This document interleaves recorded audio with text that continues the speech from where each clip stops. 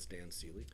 I moved here in 1970 from Oklahoma to attend Humboldt State University. And I was here in college.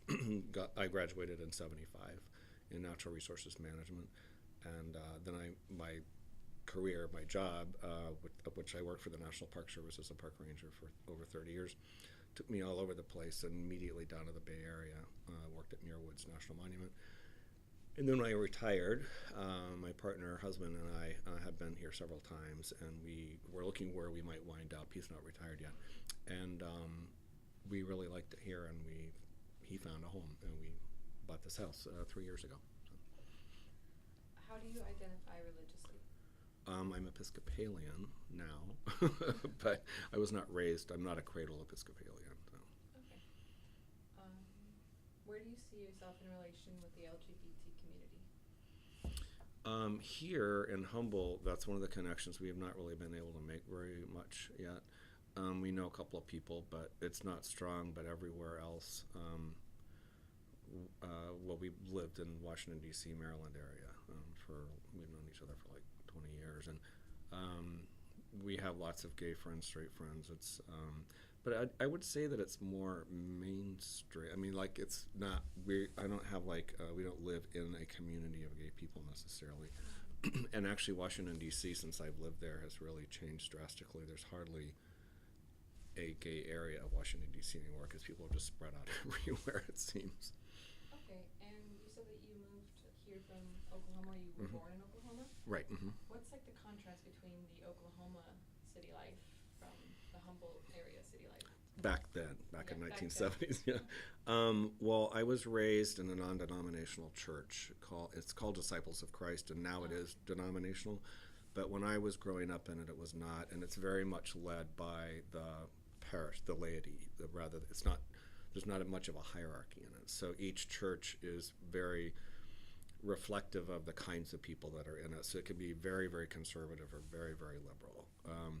And we actually, part of our religious studies was we actually went to lots of different places. We went to Catholic churches, we went to Jewish temple. There wasn't a Buddhist church in Oklahoma City at the time, but we visited lots and lots of different denominations as part of a decision before you were baptized, whether you really felt called to be a Christian, and that particular denomination. And so I was raised in a very typical 1950s, 60s Oklahoma suburb of Oklahoma City. My father worked on a military base. My mom was a stay-at-home mom until my brother and I were old enough to not kill each other when we were left alone in the house together. My brother was also gay. He's 2 years older than me.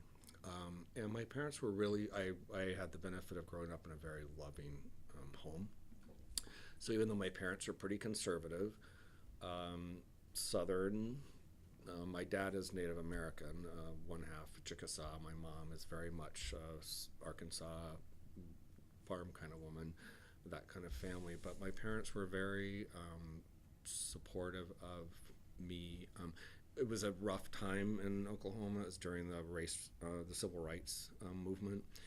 There were riots and sit-ins and protests in Oklahoma City in the area. Our school was in a race. I went to an all-white school. I hadn't really segregated yet. The last 2 years I was there, the first time black kids came to our school.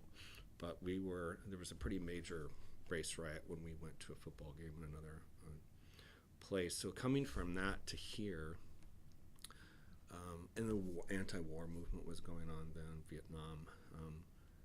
Coming here was very uplifting. Many of my friends call me a Pollyanna. I'm very much an optimist person. So it's not like I was all disturbed and and all of that when I was growing up there, but I certainly understood the importance of the issues that the United States were facing, and my friends and I certainly had, discussions and some activities. But it was interesting because just before I came here, the church that I was raised in, my parents helped found that particular, not the Disciples of Christ, but that little church in that town. And just when I was in high school or junior high, we hired a Hispanic rector, Reverend Andrade, and all of a sudden the race thing just hit the church.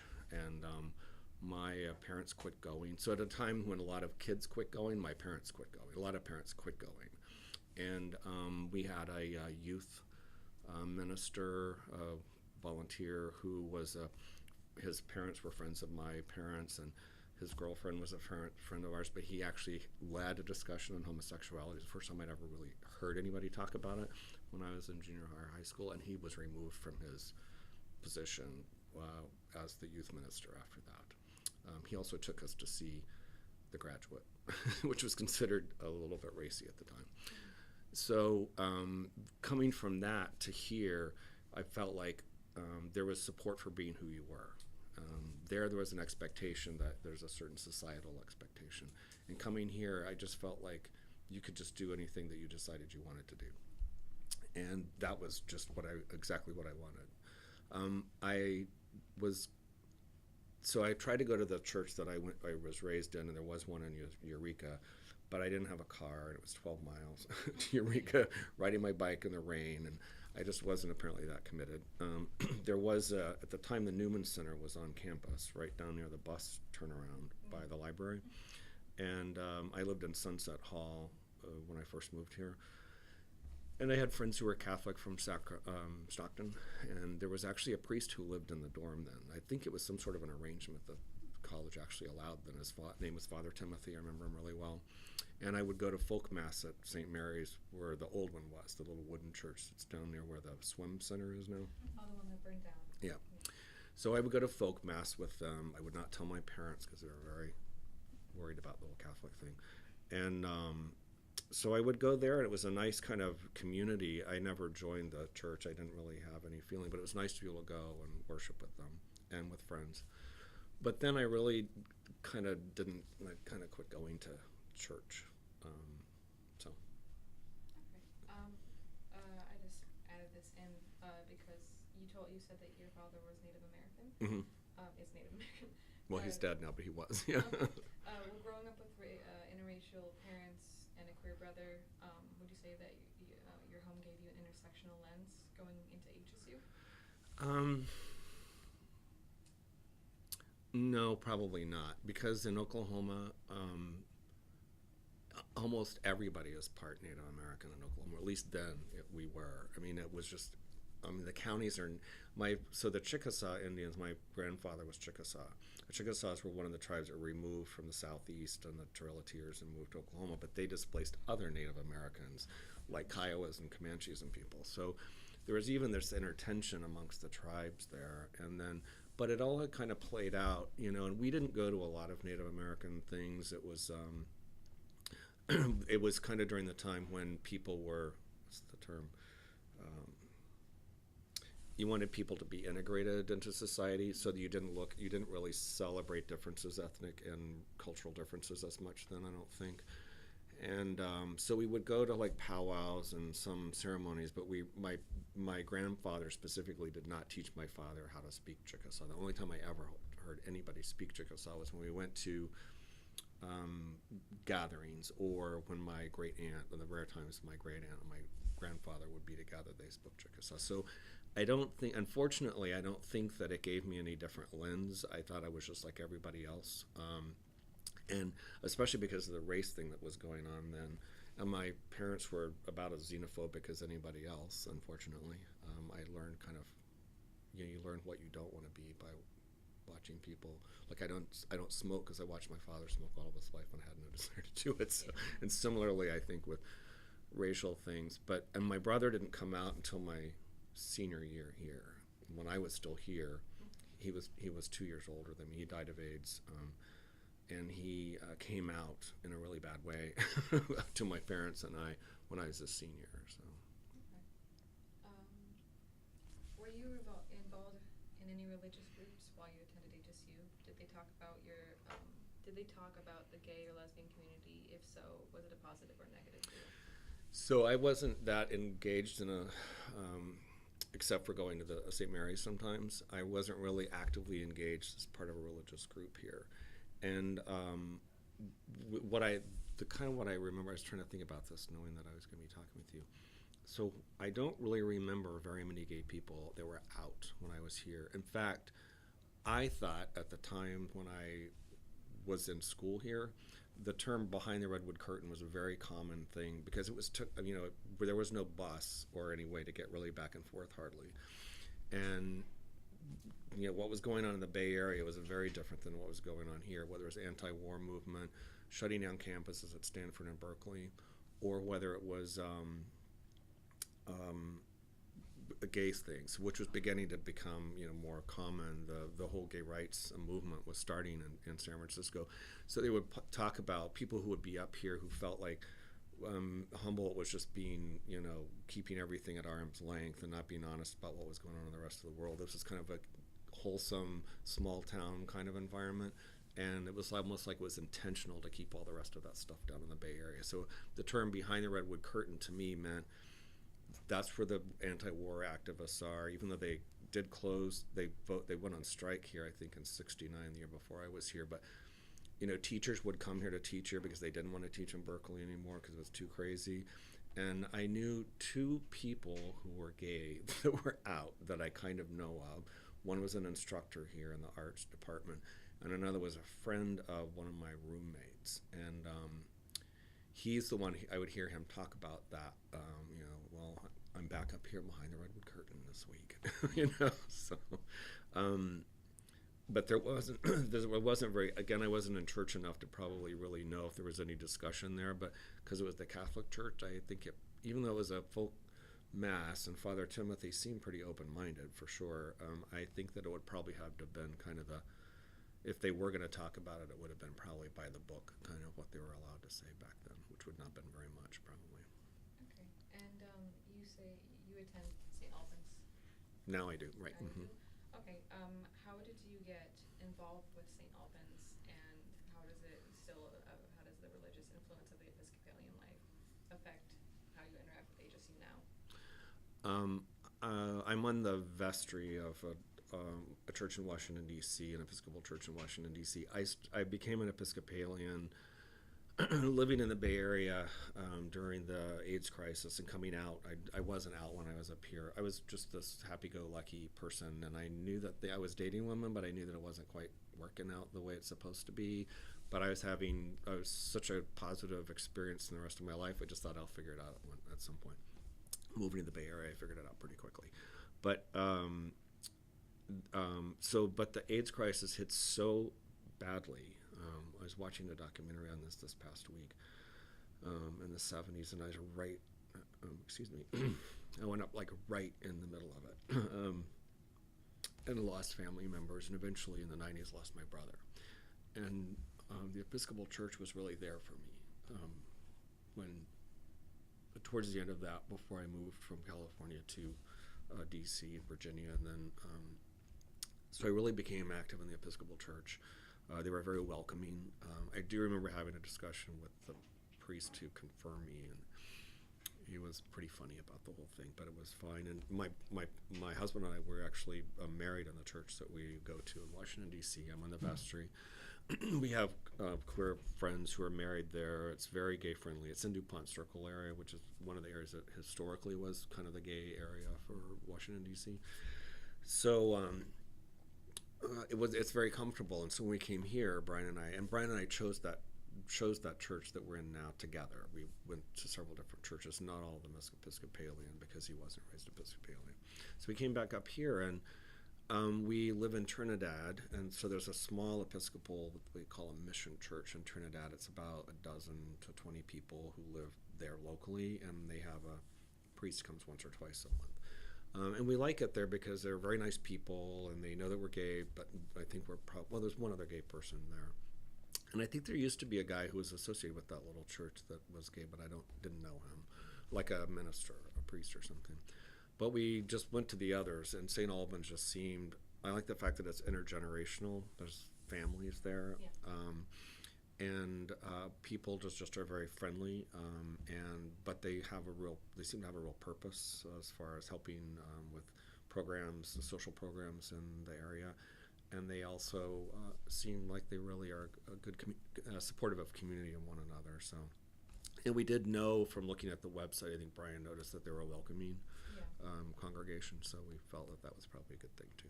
Yeah, the vote here the all welcoming community was unanimous. It had to be. Wow. So that's why and you started going there a couple years back? Yeah, and we only live here. We haven't fully moved here. We're only here about half the time. So yeah, we go there. It's difficult because we go.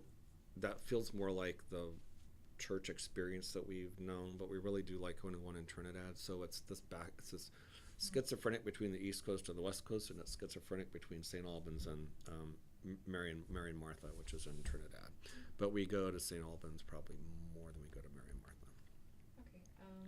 So you are familiar with the intersectional feminism lens, like? No, I mean, you mean in general the overlap between gay rights and feminism, or? It's more of just I guess inclusive of all types of identities, you know, race, Oh, okay. gender. Yeah, they like overlap, and you can't really look at just race or just class. You have Right. to like look at them all differently.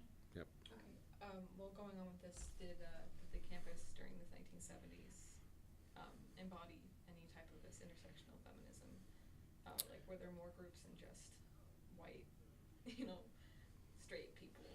Yeah, it was interesting because, well, of course, here, you know, the largest minority group are Native Americans. Probably there certainly were. Still have friends here that I met in Humboldt who were Hispanic, but it seemed pretty white. But there were Native Americans, and I had interaction with them all the time. And with women, it was about the time that it was maybe before the ERA came about. That was in McGovern's time, so that might have been later. But the women's movement and now was a very, very big thing. I went to see. So there was this singer Buffy St. Marie, which later was famous because she was on Sesame Street, but she was she was a Native American and a feminist. And I went to hear Jane Fonda speak on campus. They had some really major speakers that were very controversial ones that came to speak here when I was going to Humboldt. It was truly enlightening to me. So there was definitely a recognition of the feminist movement, and I'm trying to think. I don't really.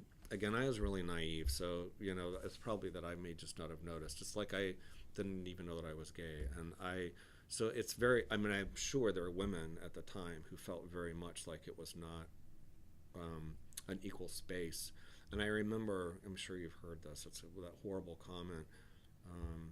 Whenever I came here, they were still saying this that Humboldt is where men are men and so are the women. Have you ever heard that before? Mm-hmm. And so that's kind of that. And I thought, what a wacky thing. And I got here, and it didn't seem like that at all to me. I thought that one might have been kind of left over from the 50s. I had women friends who were forestry majors, which was probably the most conservative of all the colleges on campus. And they had a rough time. But in our, it seemed we didn't have that many female professors at the time, now that I think about it. There were a couple. There was an economist who was amazing. So it was probably that I was naive and didn't really realize that there was a long way to go.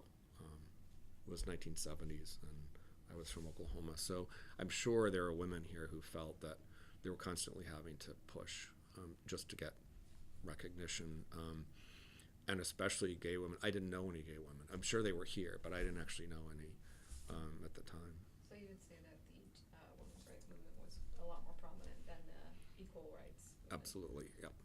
And transgender thing didn't exist at all. I mean, that was like, it was pretty taboo to talk about homosexuality, I think. And so that was a huge yeah, so there has been some progress. Do you have any connections with HSU now besides being a part of the alumni network? Do you come here often? Actually, I supervise interns, and I have spoken at some natural resources classes. I've met Steve Martin and some of the faculty. I'm on the board for the North Coast Environmental Center, which I was on the board when I was here before, and so I'm back on. And I have whenever I was in it, when I was a student, about half of the people in the NEC and the organizations were the members, the representatives on the board were students. And we were extremely active in conservation and environmental things. We were working very hard to enlarge Redwood National Park. So I found it kind of odd that there weren't many. It's really the same people that were there when I was there in college are still there. It's a red phone. It could be Obama. See that? Yeah. Okay. So, oh, now I totally lost track of what I was saying. Interns. Oh yeah, so I supervise interns. I think I've had 5. In fact, I'm having a little get together with them at our house on Friday. And because I'm still half in Washington D.C. and still here, and now that I don't work for the Park Service, I can actually engage in politics. So I kind of do a shadowing environmental policy internship, so that we watch hearings together. They can watch them live, or we watch archived ones. So we track certain legislation that's of interest here locally that's going on in Congress. And I've spoken to the Natural Resources Club. Most of my ties are with the Natural Resources Club. It's where I had them. It's where there's my background is of interest. But there's one, I think, if it works out, if his advisor agrees to it, young man, he's going to be doing kind of a timeline history of the NEC and issues and the people. It's just a timeline. It's not the history of the organization. That would be a much bigger project. But yeah, so that's primarily that. And I do, they're like get-togethers in Washington, D.C. with people from California and people in Humboldt. There's like a campus day on the Hill. And so there's usually not very many people from Humboldt there, but I usually go hang out. Since you've been here during the 70s and the time you're working here now, what is the evolution of queer life on campus been through your eyes? I probably don't spend enough time on campus to see a lot of it. I remember that there was a really cool exhibit in the library last year, I think it was. There's that cabinet when you walk in the main door and you turn to the left. There's a cabinet that's kind of a rotating exhibit thing there. Yeah. There was an exhibit there about a campus organization. I actually thought about contacting them, but again, only being here part-time, I just didn't have time. So on campus, I can't really speak to what it's like now and then. I mean, it's got to be more. There's clearly a presence on campus now that there wasn't before.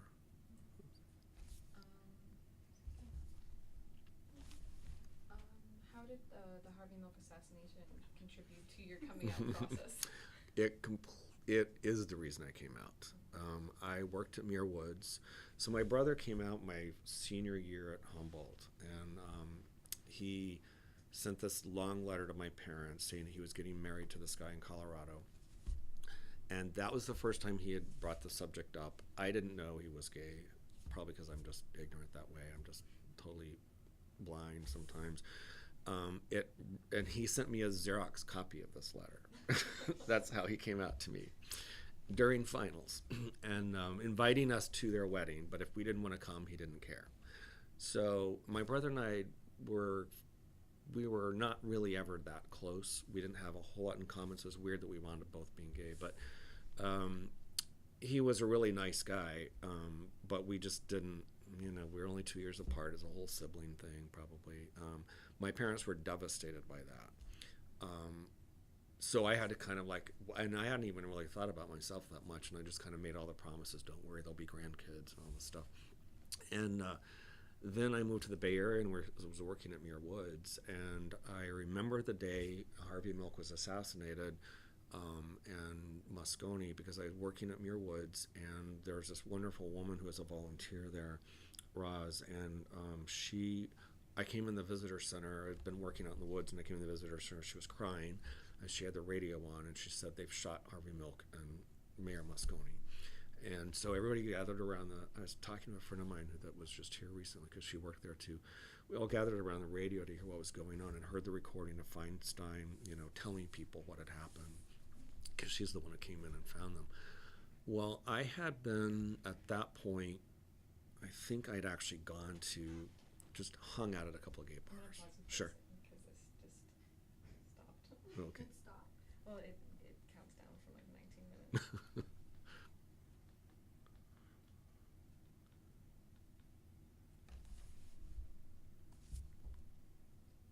It's only letting me do 37 seconds. Maybe you don't have that much space left on your Yeah. card. Sorry. No, it's okay. You're doing great, by the way. Oh, thanks. A lot of good stuff. How many people have you interviewed so You're far? first. Really? Actually, yeah. Oh, wow. We've kind of waited till spring break was over to kind of Yeah. start with everything. I'd really be interested to hear what the people who are students here now say. We have somebody else who wants to do an interview with us, but I don't think they attend here anymore, or they didn't. It's kind of complicated to find people I bet. who are queer, religious, and have attended or like been affiliated with HSU, so Yep. that's kind of an issue. But we might interview like some people that are in our actual class Right. that we're doing right now.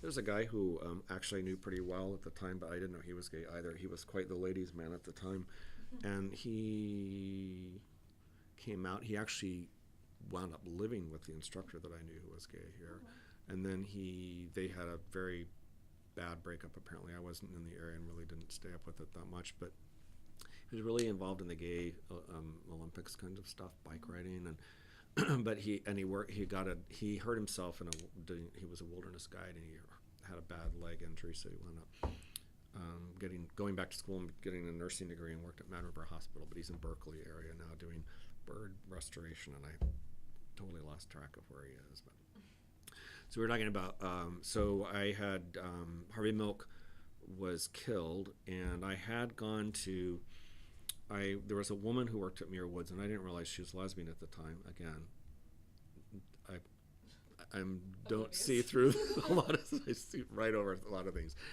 And but she had told me about the Castro, and I didn't know what it was. And this is when the woman Anita Bryant had been really, really the whole religious anti-gay thing was going on. And I had gone to Castro.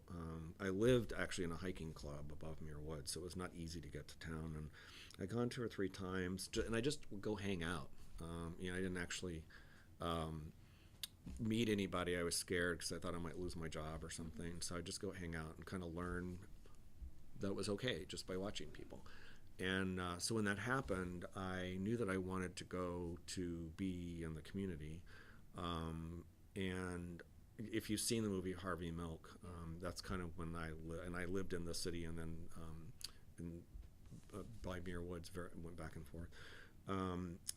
We went to I went downtown to the Castro, and everybody marched with candlelight up to City Hall. And it was a horrible, horrible day. And I remember really, really well, there was a woman I had seen in a movie about coming out who was talking at the City Hall, kind of comforting people. And I remember Joan Baez got up and she sang, and she said,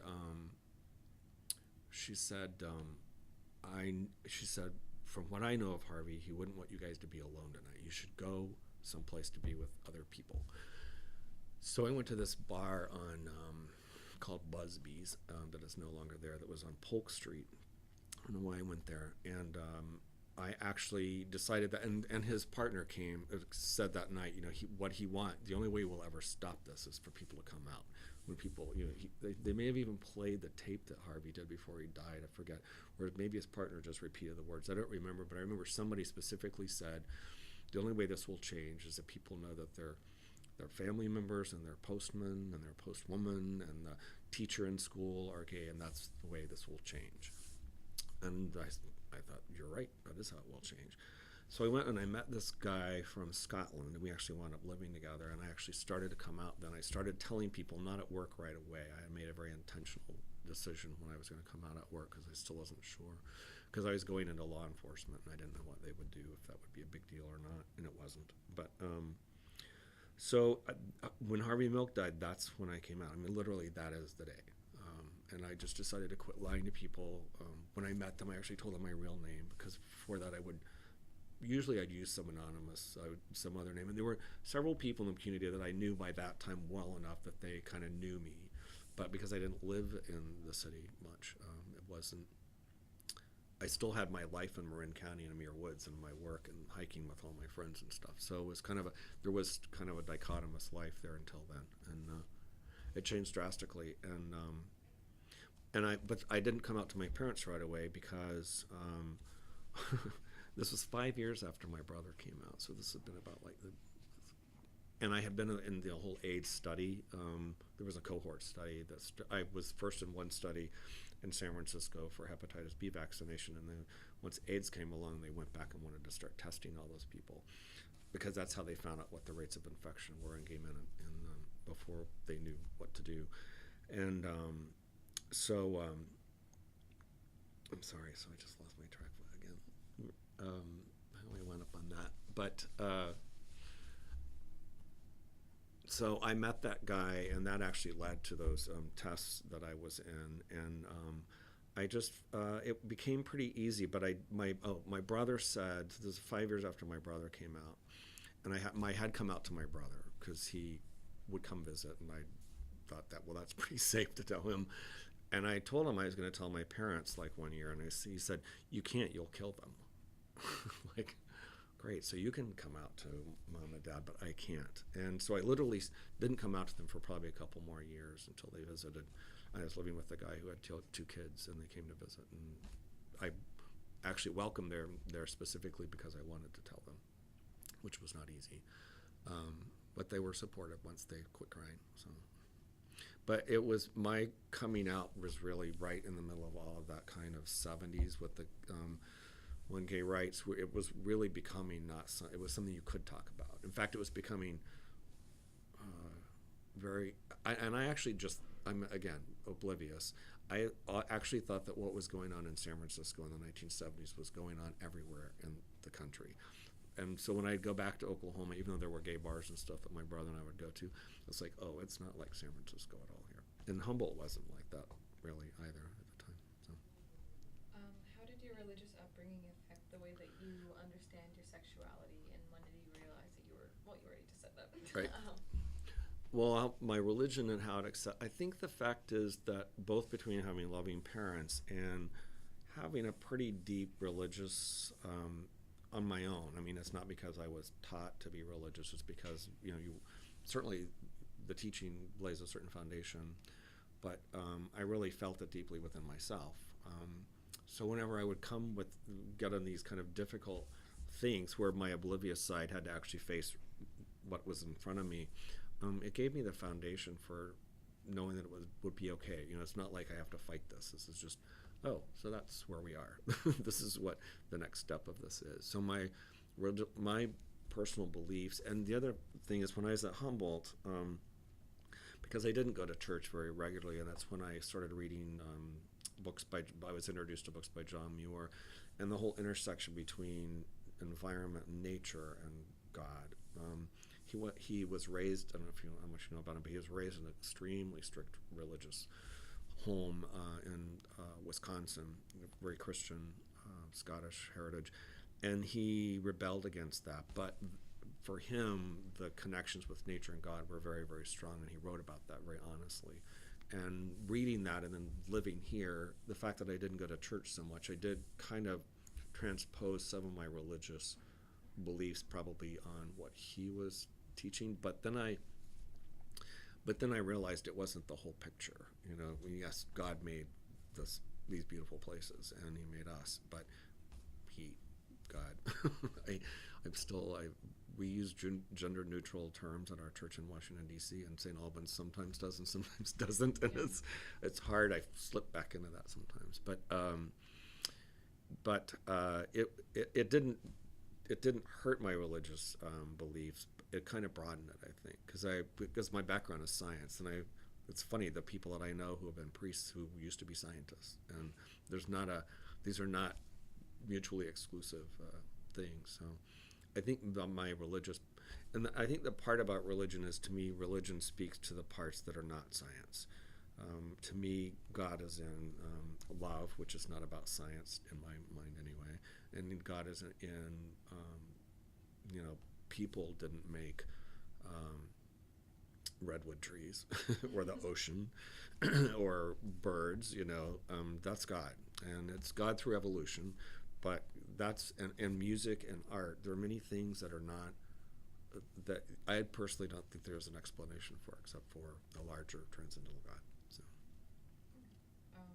I found it so fascinating that you were born during an age that you've lived through three different movements. You got the civil rights, you have the And the gender, war. women's war, Mm-hmm. and equal rights movements. Throughout that time, did your religious affiliations kind of round your views of all these movements? Like, I know that your churches, when you were younger, were segregated, but Yeah, I think that, well, I think and I wish I remembered how old I was, if it was junior high or high school, but it was maybe both even. I was really active with the youth group at my church, and my parents were so active, and I remember it was the first time I ever heard the word schism was in my parents' church, the one that I went to, when all of a sudden people weren't coming who had helped my parents, from the beginning. There's a whole group of people in this community who decided to make this church, kind of like want to turn it out, I suppose. And so some of these founders all of a sudden were leaving. And finally one day there was a meeting, and some of these people were just basically saying these really racist things about our own reverend. And in the church that I was raised in, it's not a top down. So the church called this man, and then to be undermining what he was doing, and only because of his color, was just, and this would have been probably like 1967 or whatever, was the same people that I would be in church ever since I was a kid would be teaching me Bible lessons. Now were just making this man where he couldn't do his job, and he had a wife and kids, and I was like, what is this? So the good thing is that I didn't throw out the church, with that. I thought, oh, well, we all have some frailties here, we're all still learning. And so I decided to stick with it. And whenever they fired Corky and wouldn't let he and his girlfriend, he was straight, and he was talking about it. And I think it came up as a conversation that somebody asked this question about God and homosexuality when I was in junior high or high school, and the fact that he could have an honest conversation with it, and people couldn't appreciate that. The war, it was a military town too, so the war was a really interesting thing. So, every week we prayed, to not have war as part of our religious stuff. But then most of the people in the congregation worked for the military, as either civilian or active duty military. So that, and the younger people really having to kind of come to grips with, so this is the church, these are all the teachings they gave me about the dignity of everybody and peace, and I'm now having to figure out why the church is not leading on, it's not helping me with these things. But I just didn't, I guess I still felt that they were good people in the teachings. It wasn't, I think people use religion for their own purposes. So, and I think I figured that out pretty early on, probably through that whole thing. But yeah, when I think about, I watch movies now that are set back in the 70s or 60s or whatever, and I just think, I feel like a relic sometimes because I have experienced much of that firsthand. But I just happen to be, I don't think people realize when they're experiencing a movement. And I literally lived in San Francisco when that whole movement was happening. And I was just this person going to work every day and making friends and trying to figure my way in the world. I was not out marching. I did go that, and I was there whenever the White Night riots happened as well. I was in Castro whenever they came down with a sentence for Dan White, which is pretty much a slap on the wrist. And I was in the Castro, and people were really, really mad. And so people were going to march down to City Hall again.